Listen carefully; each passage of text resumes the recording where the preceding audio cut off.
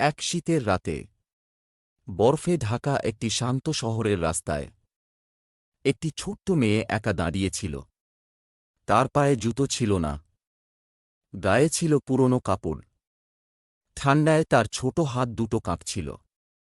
মেয়েটা একে একে ছোট ছোট কাঠি জ্বালাতে লাগল।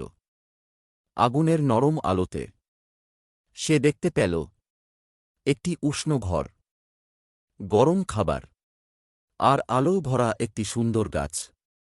কিন্তু আগুন নিভে গেলেই সব আবার অন্ধকার হয়ে যেত। শেষ কাঠিটা জ্বালানোর পর চারপাশে ছড়িয়ে পড়ল নরম আলো। আলোর ভেতর থেকে একজন মায়াভরা বুড়ি মা এগিয়ে এলেন। মেয়েটা ধীরে ধীরে তার হাত ধরে নিল। সব ঠান্ডা, সব দুঃখ, সব একাকিত্ব দূরে চলে গেল।